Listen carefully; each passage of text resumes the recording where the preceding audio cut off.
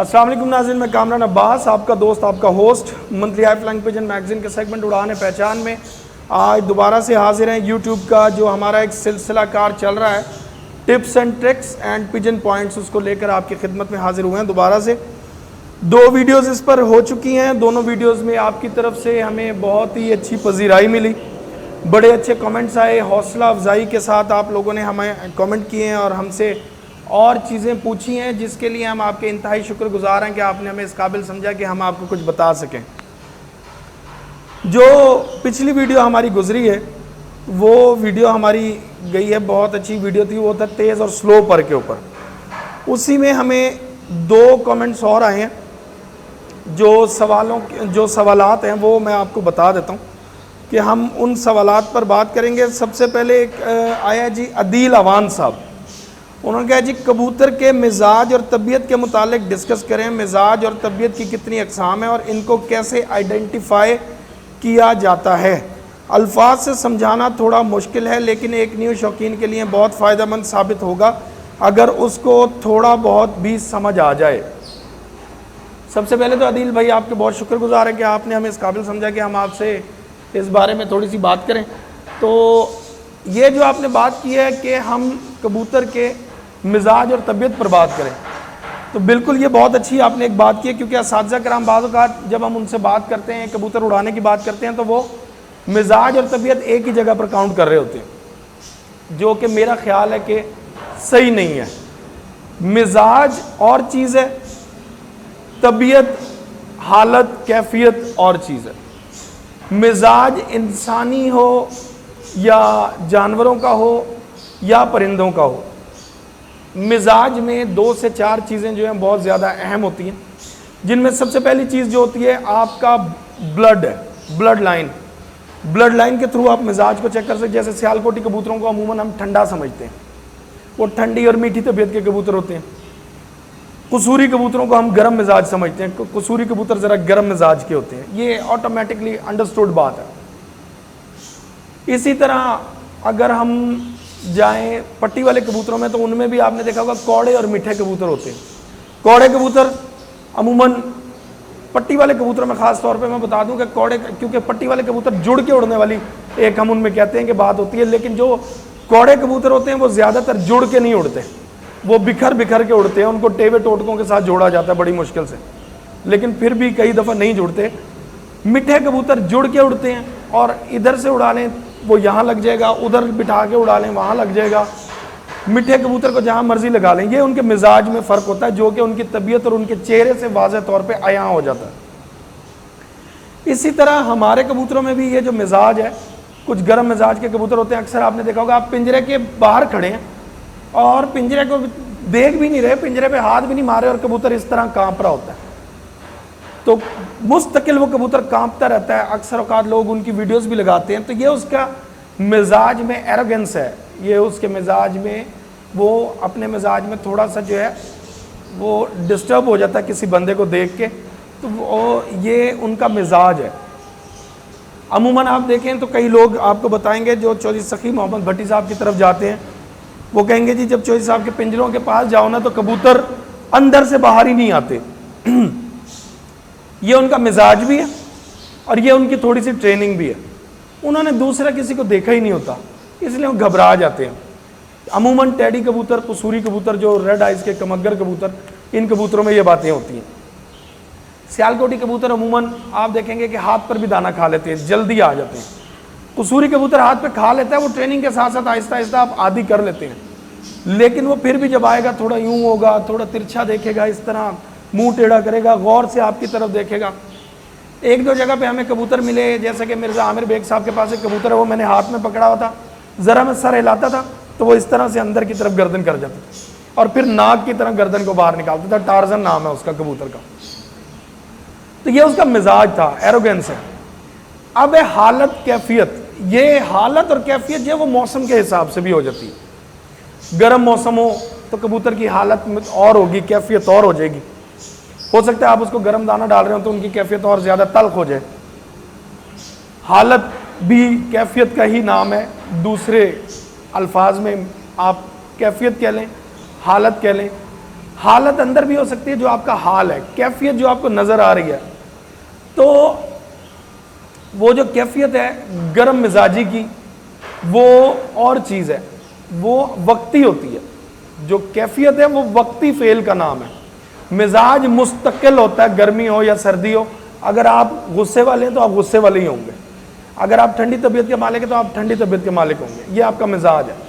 کیفیت میں اور حالت میں کچھ چیزیں ایسی آ جاتی ہیں، جیسے کہ جب اساتذہ کرام کبوتر کو ٹھنڈا کر دیتے ہیں تو کبوتر ذرا چوم مار کے بیٹھ گئے، سست ہو گئے، دم لٹکا لی، آنکھوں میں ان کی جو ہے مرجھایا پن آ جائے گا، تو وہ ٹھنڈا پن تقریباً آ جاتا ہے.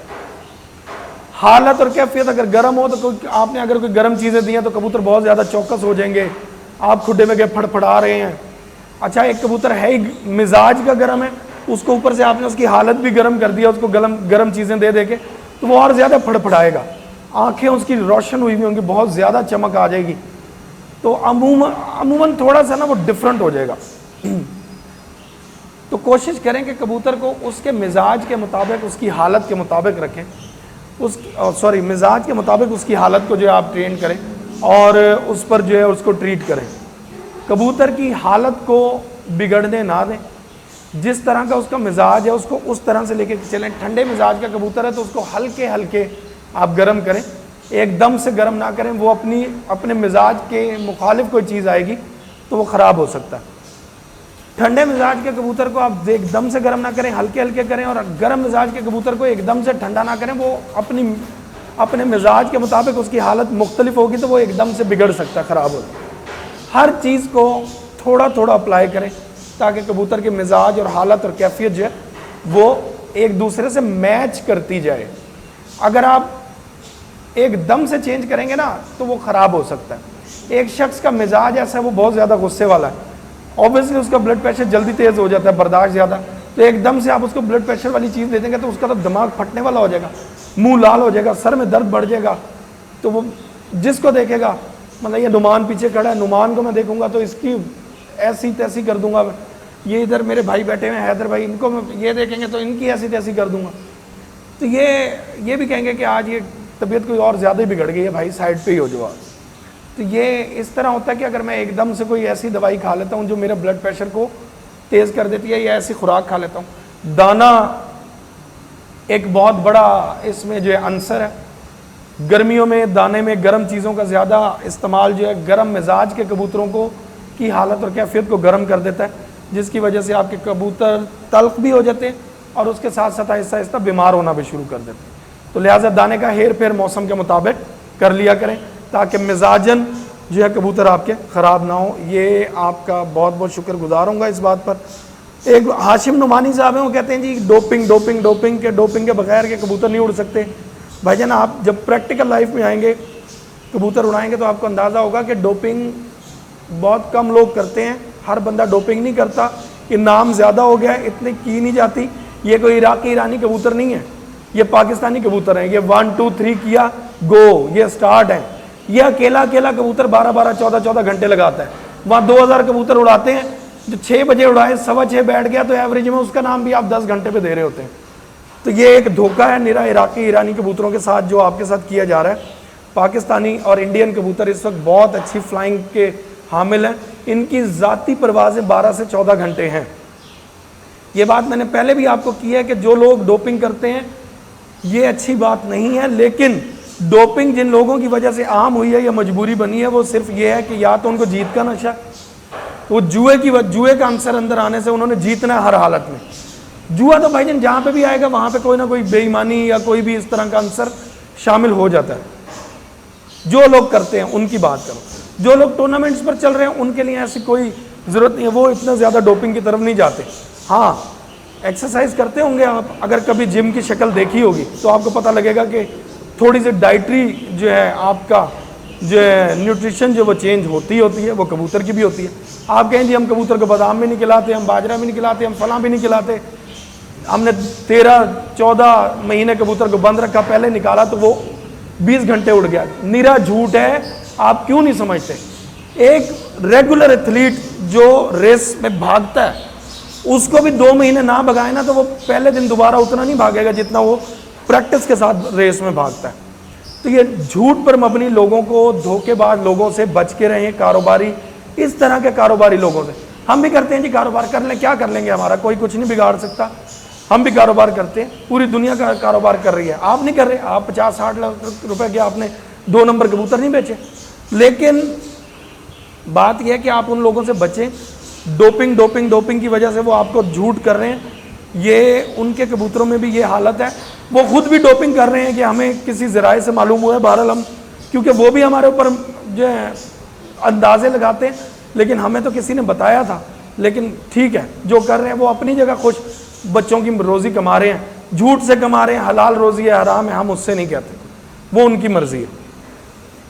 ملک پجنز آفیشیل چینل، انہوں نے جی کبوتر کی ہڈی پر ویڈیو بنائی ہے کہ کبوتر کی ہڈی بھائی جان سمپل ایک بات ہے، کبوتر کی ہڈی جو ہے وہ 2-3 طرح کی ہے اور ہر ہڈی کام کرتی ہے۔ میں آپ کو یہ نہیں کہوں گا کشتی نما ہو، کشتیاں پھر 1000 قسم کی آ جاتی ہیں، چھوٹی بوٹ چھوٹے سمندر میں، اس سے بڑی لانچ ہوتی ہے وہ بڑے سمندر میں، اس سے بڑی شپ ہوتی ہے وہ اس سے بڑے سمندر میں، ایک اس سے بڑا مال بردار شپ ہوتا ہے وہ بڑے سمندر میں چلتا ہے جو ایشیا سے امریکہ تک جاتا ہے، یورپ تک جاتے ہیں۔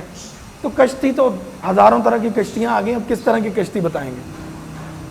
ہاں سیدھی ہڈی ہو، تکھی ہڈی ہو وہ بھی چلتی ہے، گول ہڈی ہو وہ بھی چلتی ہے، نائکی نما جو ٹک کے نشان کی طرح یہاں سے تھوڑی سی یوں ہو ایک دم اوپر کو چلے گی، وہ ہڈی بھی، ساری ہڈیاں بیسٹ ہیں۔ یہ جو ہڈی میں نے بتائی ہے نائکی والی، ملتی کم ہے اس لیے لوگ اس کو بہت زیادہ اچھا سمجھتے ہیں، اور بیسٹ ہڈی بھی ہے کیونکہ وہ جوڑ کے اندر کو گھس جاتی ہے تو وہ مضبوطی کی علامت ہوتی ہے۔ گول ہڈی بہت تگڑی ہڈی ہے لیکن تھوڑی سلو ہڈی ہے، سیدھی ہڈی، اسٹریٹ ہڈی، تکھی ہڈی ہے، ذرا 1 2 3 گو، وہ یہ والی ہڈی ہے۔ تو ان تینوں ہڈیوں کو مختلف طریقوں سے چلایا جاتا ہے۔ اگر آپ جوڑ بازی میں جائیں گے، جوڑے بازی میں، تو اگر سیدھی ہڈی کا کبوتر آپ کے پاس ہے تو اس کے ساتھ کوشش کریں کہ گول ہڈی کی مادہ لگا دیں تاکہ آپ کے پاس ایک نارمل گولائی کی ہڈی آ جائے درمیانی، وہ آپ کے لیے بہتر ہے، اس میں تیزی بھی ہوگی اور چال بھی گول ہوگی۔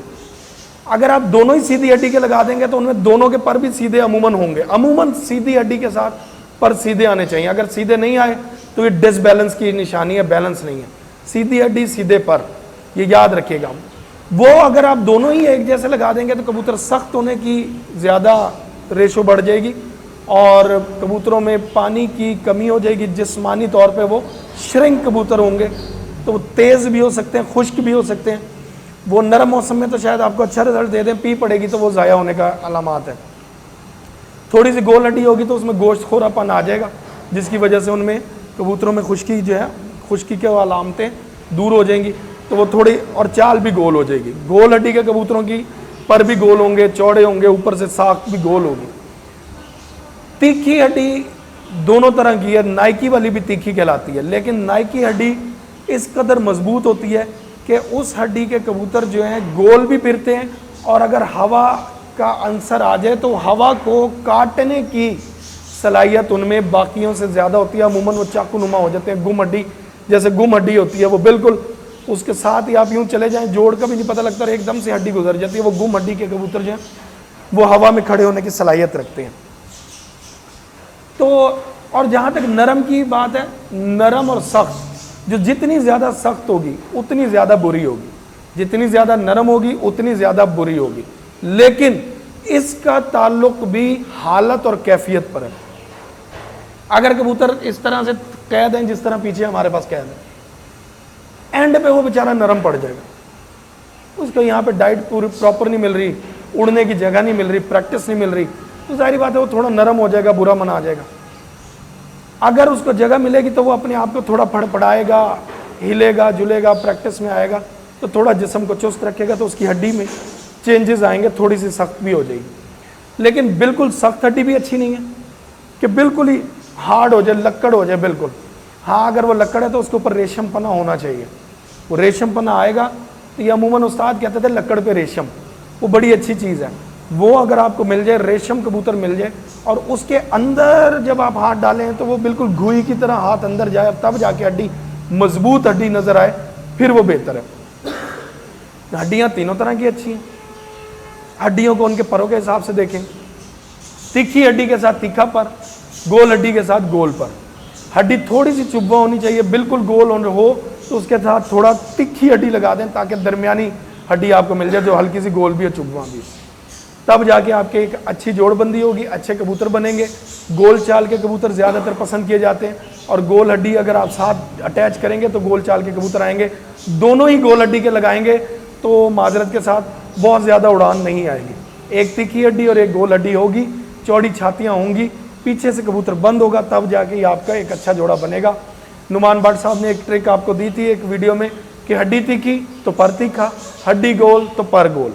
ये सबसे ज़्यादा बैलेंस है, ये कबूतर के बैलेंस की निशानी है और बिल्कुल उन्होंने सही कहा था। उम्मीद करते हैं कि आपको ये बातें पसंद आई होंगी। अपने दोस्त अपने होस्ट कामरान अब्बास को फिल वक्त दीजिएगा इजाज़त। मज़ीद सवालात के साथ हाजिर होंगे, तब तक अल्लाह हाफ़िज़।